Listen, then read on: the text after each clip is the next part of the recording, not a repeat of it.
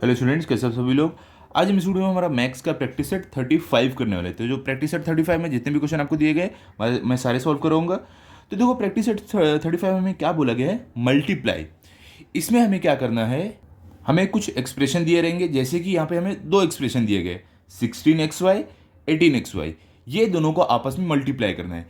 जैसे कि हमने पिछले प्रैक्टिस सेट में सीखा है, मैंने आपको बताया है कि मल्टीप्लाई करते टाइम जो सेम वेरिएबल रहते हैं, जैसे कि x है तो x के साथ ही मल्टीप्लाई होगा, जो y है y के साथ होगा, और जो नंबर है वो नंबर के साथ ही मल्टीप्लाई होगा। ठीक है, तो वही सेम रूल यहाँ पर भी अप्लाई होने वाला है। ठीक है, इतना तो आपको क्लियर था।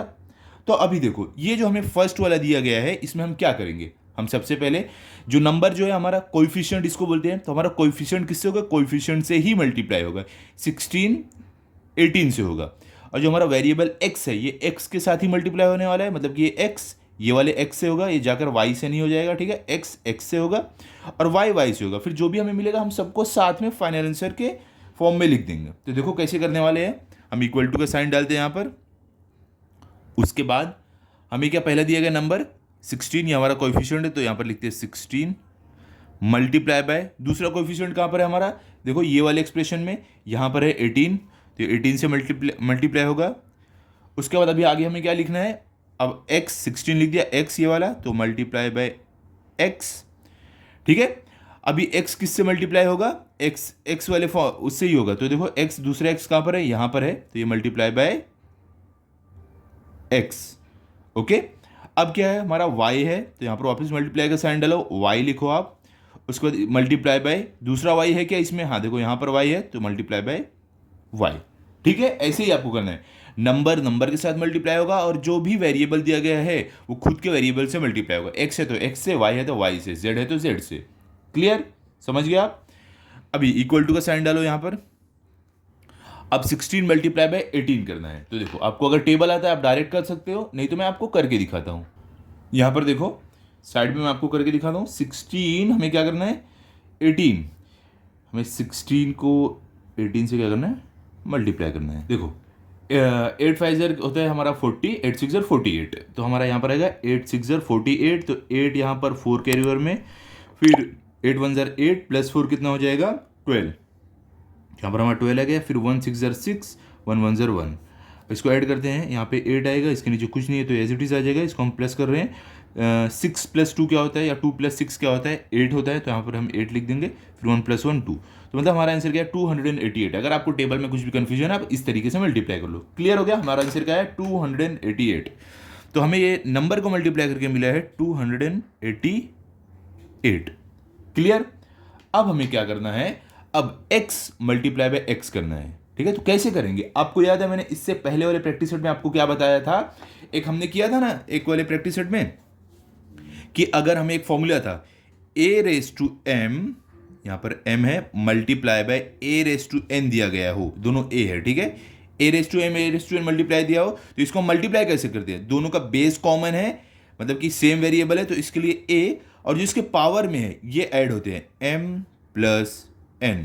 तो सेम यहाँ पर भी होने वाला है, x⁻1 है, कुछ भी नहीं है तो समझ लो 1 है, और x⁻1 यहाँ पर भी है, कुछ नहीं है तो समझ लो। ठीक है, अब दोनों का बेस क्या है, कॉमन है, दोनों x है, तो हमको उसको क्या लिखना है, जो दोनों बेस जो है, देखो यहाँ पे a था तो उसको सेम लिखना है, मतलब कि हमें यहाँ पर x को सेम लिखना है, इसके पावर में जो है वो ऐड होगा, तो यहाँ पर 1 है, यहाँ पर 1 है, तो 1 + 1 क्या हो जाएगा 2, मतलब x² आ गया हमारा। क्लियर, समझ गए आप।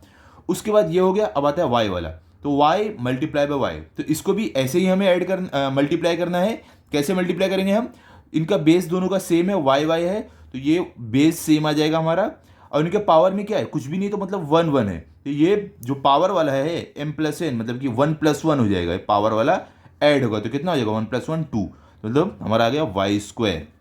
क्या मिला हमें 28 x² y², इस तरीके, सॉरी 288 x² y², ये हमारा आंसर मिला है। समझ गया आप, इस तरीके से करना था आपको। कितना इजी था, एकदम फटाफट हमने कर लिया। अब चलते हम सेकंड वाले पर, देखते हैं सेकंड में हमें क्या दिया गया है। तो देखो यहाँ पर हमें सेकंड में दिया गया है 23xy² मल्टीप्लाई बाय 4yz²। ठीक है, तो इसे हमें क्या करना है, सेम तरीके से मल्टीप्लाई करना है, कोएफिशिएंट को कोएफिशिएंट के साथ, और वेरिएबल जो सेम वाले हैं वो सेम उसके साथ होगा। तो चलो स्टार्ट करते हैं।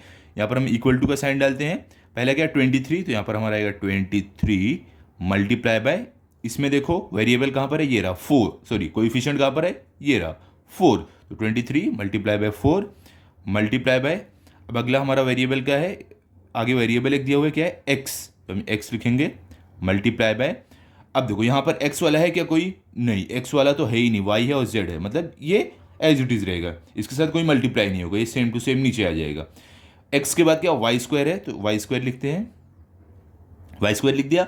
अब ये वाले हमारे एक्सप्रेशन में देखो y है क्या कहीं पर, हाँ देखो ये रहा y, y वाले के साथ मल्टीप्लाई होगा, तो यहाँ पर y है तो मल्टीप्लाई बाय y। अभी आप यहाँ पर देखोगे एक z स्क्वायर बचा है, ये वाले एक्सप्रेशन में भी आपको चेक करना है कि कोई ऐसा तो नहीं है जो इसमें नहीं है यहाँ पर है, तो हाँ देखो यहाँ पर z स्क्वायर बचा है, तो ये हमें लिखना पड़ेगा क्योंकि यहाँ पे z तो है नहीं, ये z स्क्वायर है, तो ये अकेला एज इट इज आ जाएगा, इसके साथ कोई मल्टीप्लाई नहीं होगा, multiply by z square. Clear, समझ गए आप। अब इक्वल टू का साइन यहाँ पर डालो, उसके बाद आपको क्या करना है 23 मल्टीप्लाई बाय 4 कितना होगा, देखो 4 3 क्या होता है 12, तो 12 का 2 यहाँ पर 1 कैरी ओवर, फिर 4 2 क्या होता है 8 और प्लस 1 जो कैरी ओवर में गया है वो कितना हो जाएगा 9, तो हमारा यहाँ पर मिलेगा 92, कितना आ गया 92। उसके बाद x, ये देखो x के साथ तो कोई भी मल्टीप्लाई नहीं हो रहा है, x अकेला ही है, तो ये सेम एज इट इज यहाँ पर आ जाएगा, किसी के साथ मल्टीप्लाई नहीं होगा। फिर क्या है Y square multiply by Y, तो देखो यहाँ पर क्या है बेस दोनों का कॉमन है, दोनों मल्टीप्लाई होंगे, कैसे होंगे ये वाले मेथड से, हमें बेस में वाई वाई है तो ये क्या आ जाएगा हमारा सेम आ जाएगा एज इट इज वाई आ जाएगा। और हमारा जो ये पावर में है हम क्या करते हैं, देखो जब हम ऐसे किसी को मल्टीप्लाई करते हैं हमारे वेरिएबल को, तो ये बेस जो रहता है वो सेम आ जाता है, जो पावर में दिया गया है वो ऐड हो जाता है, तो पावर में इसके क्या है 2 है, इसके क्या 1 है, तो 2 + 1 कितना हो जाएगा 3, तो ये हो गया वाई क्यूब। क्लियर।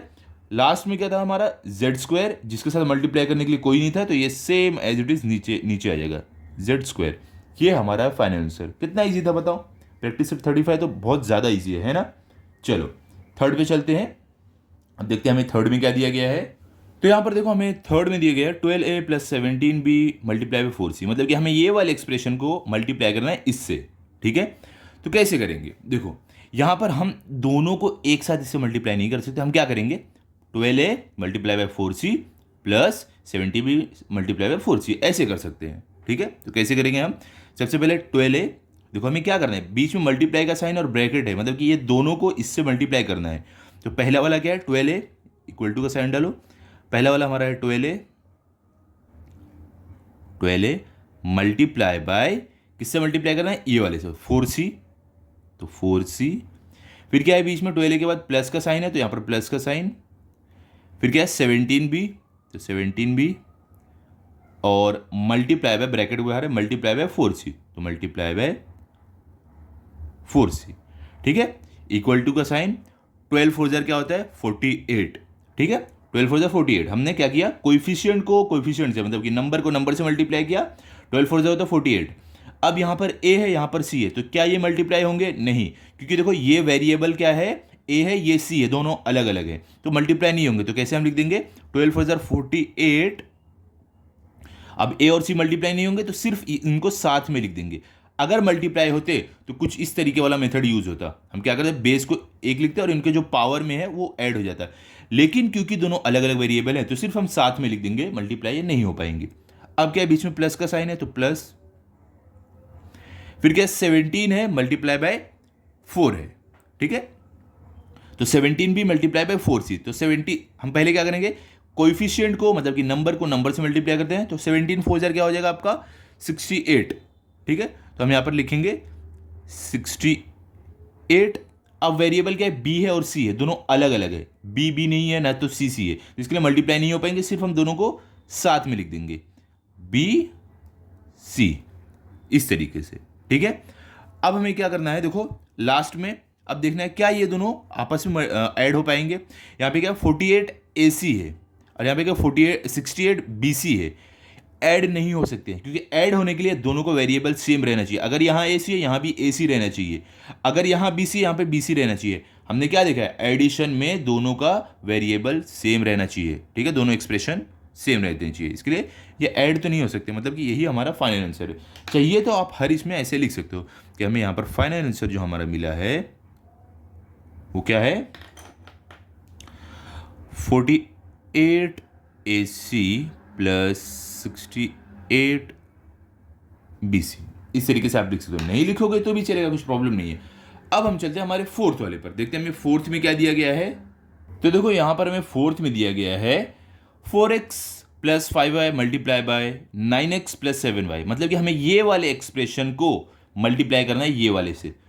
तो हम क्या करने वाले हैं, हम एक काम करेंगे, हम देखो दोनों को एक साथ तो मल्टीप्लाई कर नहीं सकते पूरे से, तो हम ये पहला वाला टर्म लेंगे मल्टीप्लाई बाय ये वाले से करेंगे, फिर हम ये दूसरा वाला टर्म लेंगे मल्टीप्लाई बाय ये वाले से करेंगे। जैसे हमने ये वाले में किया है, हमने क्या किया है, एक टर्म को इससे ब्रैकेट से मल्टीप्लाई किया था, वही हम यहाँ पर भी करने वाले। देखो आपको समझेगा, देखो आप इक्वल टू का साइन डालते हैं। पहला टर्म क्या है 4x, तो हम यहाँ पर 4x लिखते हैं 4x, ठीक है। अब इसको हम क्या करेंगे, मल्टीप्लाई करेंगे 9x प्लस 7y से, ठीक है। तो हम क्या करेंगे, यहाँ पर ब्रैकेट में डाल देंगे, हमारा आएगा यहाँ पर 9x प्लस 7y, ठीक है। हमने क्या किया यहाँ पर 4x को मल्टीप्लाई किया ये वाले ब्रैकेट से। अब बीच में क्या प्लस का साइन है, तो प्लस ये वाला हमारा ये वाला टर्म 5y, तो यहां पर हम लिखते हैं 5y। इसको भी हम क्या करेंगे, इससे मल्टीप्लाई करेंगे, तो क्या 9x प्लस 7y, तो यहां पर 9x प्लस 7y, ठीक है। तो देखो अगर ऐसे आपको दिया रहे, ये यहां पर ब्रैकेट के अंदर दो टर्म है मल्टीप्लाई बाय ये वाले ब्रैकेट के अंदर दो टर्म, हम क्या करेंगे, एक वाला ये टर्म लेंगे, इसको मल्टीप्लाई करेंगे ये ब्रैकेट से, जैसे हमने किया है 4x मल्टीप्लाई बाय ये पूरा ब्रैकेट ले लिया। फिर दूसरा वाला जो टर्म है जैसे कि प्लस 5y ये वाला लिखा, इसको मल्टीप्लाई कर दिया वापस ये पूरे ब्रैकेट से। इस तरीके से समझ गए, एकदम सिंपल था कि नहीं। अब चलो आगे करते हैं, अभी मल्टीप्लीकेशन स्टार्ट करते हैं। देखो यहाँ पर क्या है 4x, यहाँ पर 9x है, तो अब ये मल्टीप्लाई होंगे ये आपस में। तो पहले हम नंबर को नंबर से मल्टीप्लाई करते हैं, 4 9 क्या होता है 36, तो हमारा यहाँ पर आ जाएगा 36। अब यहाँ पे वेरिएबल का x है, यहाँ भी x है, तो दोनों सेम है, मतलब मल्टीप्लाई होंगे।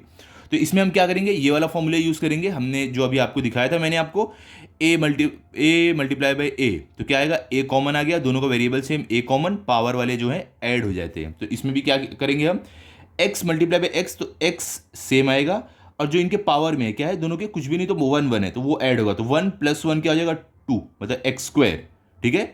फिर प्लस का साइन, ये प्लस का साइन। अब 4x मल्टीप्लाई बाय 7y होने वाला है, तो वेरिएबल जो हमारा कोएफिशिएंट मतलब जो नंबर है, नंबर से मल्टीप्लाई होगा, तो 4 7 क्या होगा 28, तो हमारा यहाँ पर आएगा 28। अब यहाँ पर वेरिएबल का है x है, और यहाँ पर क्या है y है, तो x और y तो एक दूसरे से मल्टीप्लाई हो नहीं पाएंगे, तो इसके लिए क्या होगा, ये एज इट इज आ जाएंगे, x y साथ में आ जाएंगे, x y, क्लियर। अब ये बीच में प्लस का साइन है, तो प्लस, ये हमने पूरा कर दिया, ये बीच में प्लस का साइन, तो ये प्लस डाले। अब यहाँ पर देखो मल्टीप्लाई करना है इसको ये पूरे ब्रैकेट से, तो 5y मल्टीप्लाई बाय 9x, तो नंबर को नंबर से मल्टीप्लाई करो, 5 9 क्या होता है 45, तो यहाँ पर हमारा आएगा 45। वेरिएबल क्या y है x है, तो दोनों अलग अलग है, इसके लिए दोनों मल्टीप्लाई नहीं होंगे, ठीक है। तो हम सेम लिख देंगे, तो yx लिखने से अच्छा है हम लिख देंगे xy, मतलब एक हम क्या करेंगे सीक्वेंस में जा रहे हैं, पहले x आता है तो x लिख दिए, y बाद में आता है तो y लिख दिए, क्लियर। x और y सिर्फ साथ में लिख दिए। अब क्या है आगे, हमने इन दोनों को मल्टीप्लाई कर दिया, अब इसके साथ करना है, उससे पहले प्लस की साइन है तो वो डाल देते हैं, तो अब ये 5y मल्टीप्लाई बाय 7y होगा, तो 5y मल्टीप्लाई बाय 7y क्या होगा, 5 7 क्या होगा 35, यहाँ पर 35 आएगा आपका। यहाँ पर देखो वेरिएबल क्या y है, यहाँ पर भी y है, तो ये मल्टीप्लाई हो सकते हैं, तो वेरिएबल हमारा सेम आएगा, y इनके पावर में 1 है, तो 1 + 1 क्या आ जाएगा 2, मतलब कि हमें मिला यहाँ पर 35y², क्लियर। अब चलते हैं आगे, यहाँ पर इक्वल टू का साइन।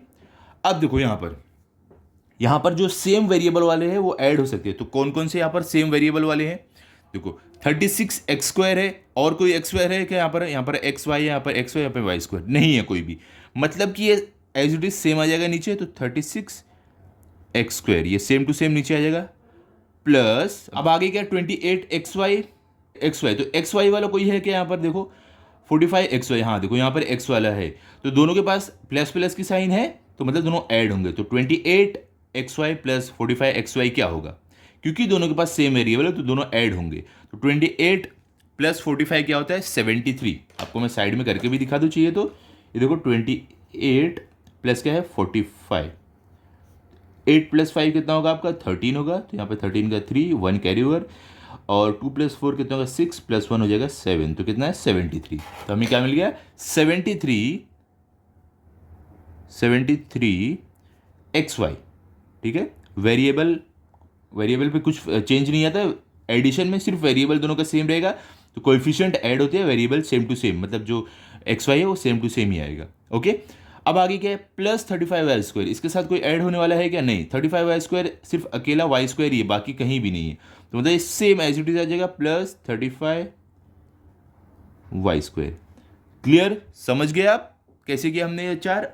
अब आते हैं हम क्वेश्चन नंबर 2 पर। इसमें 4 जो दिया था मल्टीप्लिकेशन में हो गया। क्वेश्चन नंबर 2 में देखो आपको क्या दिया गया है यहाँ पर, देखो यहाँ पर, तो यहाँ पर देखो क्वेश्चन नंबर 2 में आपको बोल रहे हैं the length of a rectangle is 8x plus 5 centimetre, ठीक है, and it's breadth is 5x plus 3 centimetre, find its area. क्या बोल रहे हैं, हमें एक रेक्टेंगल दिया गया है जिसका जो हमें लेंथ दिया गया है वो है 8x प्लस 5, और जिसका ब्रेथ दिया गया है वो है 5x प्लस 3, मतलब लेंथ और ब्रेथ हमें दिया गया है, हमें इसका एरिया फाइंड करना है। तो सिंपल एकदम है, रेक्टेंगल, एरिया ऑफ रेक्टेंगल का फॉर्मूला क्या होता है, लेंथ इंटू ब्रेथ, मतलब कि हमें लेंथ इंटू ब्रेथ ये दोनों को आपस में मल्टीप्लाई करना है। ठीक है, एकदम सिंपल है ये।